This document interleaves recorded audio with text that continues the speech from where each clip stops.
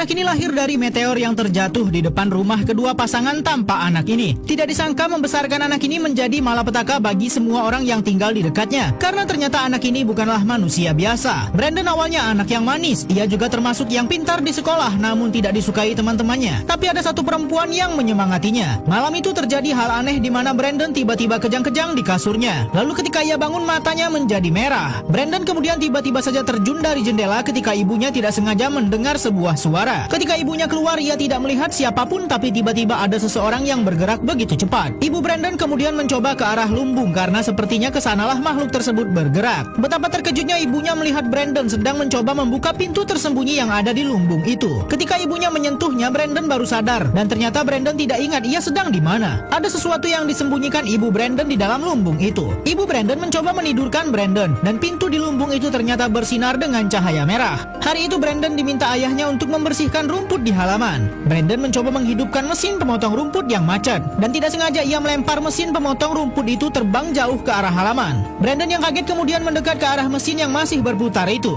Dengan instingnya kemudian ia mencoba menahan baling-baling mesin itu dengan tangan kosongnya tanpa membuatnya terluka sedikit pun. Hari itu Brandon bersama keluarganya merayakan hari ulang tahunnya di sebuah kafe. Ternyata paman Brandon menghadiahinya sebuah soft gun yang tentu tidak disetujui oleh ayah Brandon. Tapi Brandon ternyata emosi kemudian membentak ayahnya untuk meminta soft gun itu kembali. Seisi kafe menjadi canggung karena Brandon yang tiba-tiba tantrum. Bahkan pekerja di kafe itu melihat Brandon dengan tatapan aneh. Esok paginya keluarga Brandon akan berpiknik bersama. Ketika Brandon sedang makan sambil merenung, ayahnya mendekat kepadanya dan begitu kaget mendapati Brandon menggigit garpu makan sampai bengkok. Ibu Brandon tidak sengaja menemukan ada gambar-gambar perempuan di bawah tempat tidur Brandon. Namun ada yang aneh karena Brandon juga menyimpan gambar anatomi tubuh manusia. Akhirnya mereka pun pergi piknik di mana ayah Brandon mencoba berbicara kepada anaknya yang sudah mulai tumbuh remaja dan menjelaskan hal yang lebih dewasa. Yang ditanggapi Brandon dengan tatapan dingin. Malamnya ibu Brandon lagi-lagi mendapati ada sebuah suara di luar tendanya. Di tempat berbeda, teman perempuan Brandon melihat laptopnya yang hidup sendiri. Ia mencoba mematikannya, namun laptop itu kembali menyala. Sampai tiba-tiba ia melihat ada sosok Brandon di dekat jendela kamarnya dan ia berteriak. Ibunya segera berlari ke kamarnya dan menanyakan kenapa ia berteriak. Anaknya melihat ada orang di jendelanya, tapi ketika ibunya memeriksa, tidak ada siapapun di sana. Namun anak ini yakin bahwa ia melihat Brandon berdiri di sana yang membuat kaget ibunya. Ibu Brandon bergerak ke hutan mencari Brandon dan ia dikagetkan dengan Brandon yang tiba-tiba muncul di belakangnya. Ibu Brandon mencoba berbicara kepada adiknya yang adalah guru Brandon di sekolah, namun ia menganggap itu adalah bagian dari pubertas yang membuat Brandon menjadi berubah. Ibu Brandon kemudian tidak sengaja melihat Brandon menggambar sebuah simbol BB yang diambil dari namanya yaitu Brandon Breyer. Anak ini ternyata bukanlah manusia biasa dan kehadirannya bisa membahayakan banyak orang. Malam itu ayah Brandon melihat Brandon yang berdiri memandangi ayam-ayam mereka yang membuat ayam-ayam itu ketakutan. Tapi ketika dipanggil, Brandon seperti robot dan berbalik pergi. Sepertinya terjadi sesuatu di kandang ayam itu. Ayah Brandon terbangun kemudian memeriksa kandang ayam. Ia memutuskan memanggil istrinya dan betapa mengerikannya melihat ayam-ayam itu sudah tak berdaya. Ayahnya yakin ini adalah perbuatan Brandon, namun sang istri tidak mempercayai perkataan suaminya yang menuduh anak mereka sendiri. Setelah kejadian Brandon yang datang ke rumah teman perempuannya, anak ini mulai merasa tidak nyaman bertemu dengan Brandon. Benar saja ketika mereka bermain dorong-dorongan, anak itu menghindar ketika Brandon ke arahnya dan membuat Brandon terjatuh. Pak guru menyuruh anak itu membantu Brandon untuk berdiri. Tapi awalnya anak ini enggan karena menganggap Brandon anak aneh.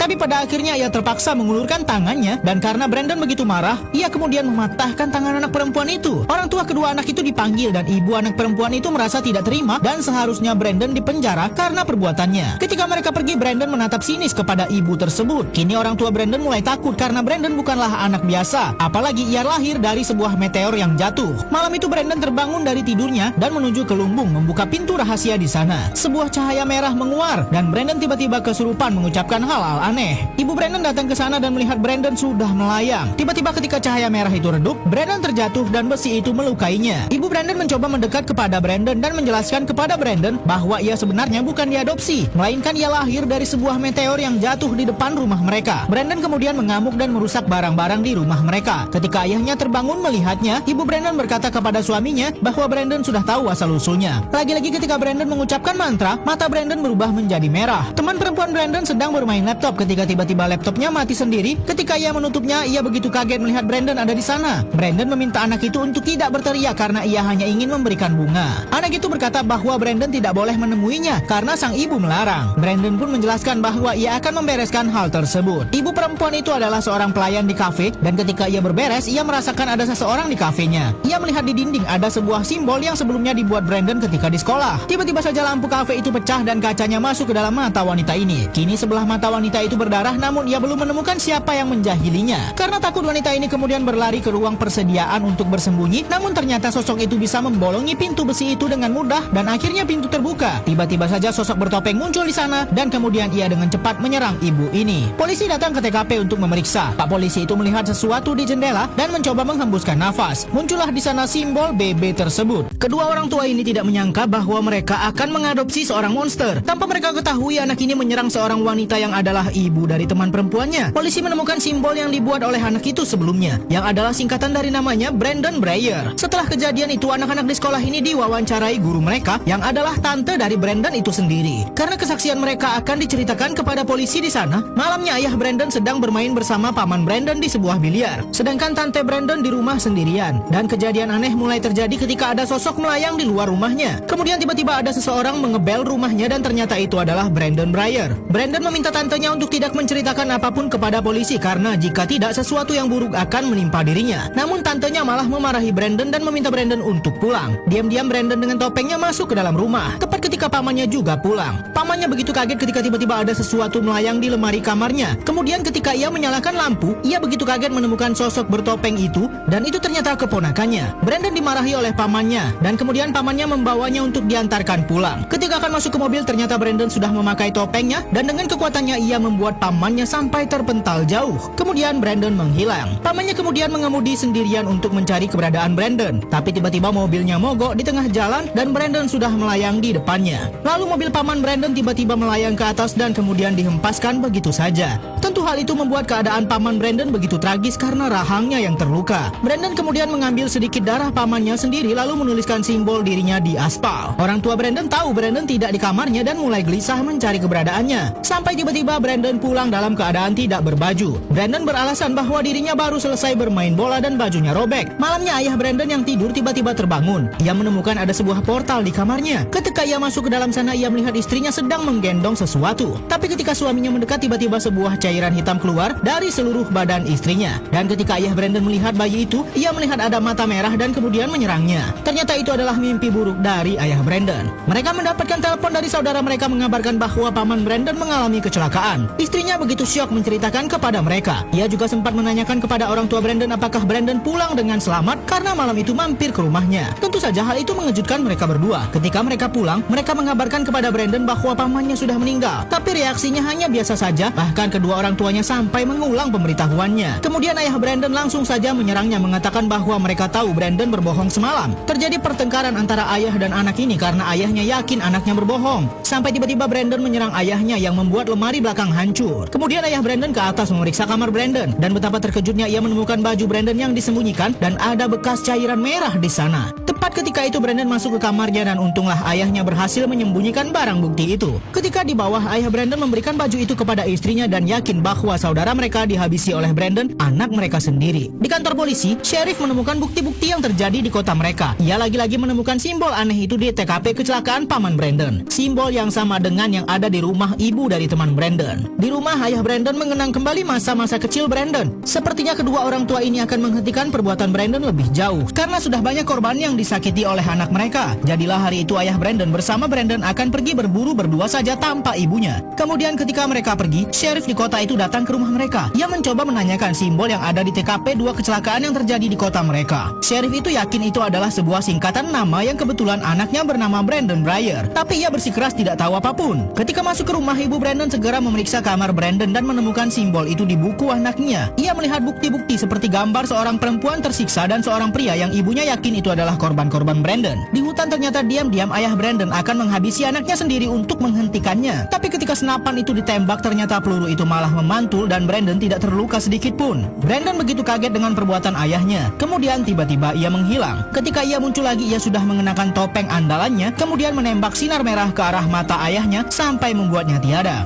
Ibu Brandon mencoba menelpon suaminya untuk memberi kabar bahwa memang Brandon pelaku yang menghabisi saudara mereka. Tapi ternyata telepon itu diangkat oleh Brandon sendiri dan mengatakan bahwa ayah sudah tiada dan kini ia sudah berada di rumah yang sekarang melayang di atas rumah mereka. Terjadi sebuah teror di rumah mereka. Ibu Brandon bersembunyi sambil menelpon sheriff dan meminta tolong. Kemudian tiba-tiba saja ada Brandon yang terbang masuk ke dalam rumah mereka sampai membuat rumah itu nyaris ambruk. Dua sheriff itu kemudian datang ke rumah Brandon dan ketika ibu Brandon keluar, Brandon terbang menyerang salah satu sheriff secepat kilat. Kini ibu Brandon diminta bersembunyi sementara sheriff yang tersisa mencoba menghadapi Brandon. Sheriff itu kemudian berhasil menembak Brandon yang berdiri di depannya. Ketika ia memberi kabar kepada timnya, tiba-tiba saja sosok Brandon menghilang dan tahu-tahu sudah berdiri di belakangnya. Brandon segera menghabisi sheriff itu dengan mudah, sembari ibunya sendiri bersembunyi karena ketakutan. Ia sempat melihat Brandon melayang-layang di dekatnya. Kemudian ketika Brandon memeriksa di kolong tempat tidur, ibu Brandon ternyata sudah bergantung di luar untuk bersembunyi. Ia kemudian melompat dari sana dan teringat bahwa besi meteor itu bisa melukai Brandon karena sebelumnya memang Brandon terluka terkena besi itu.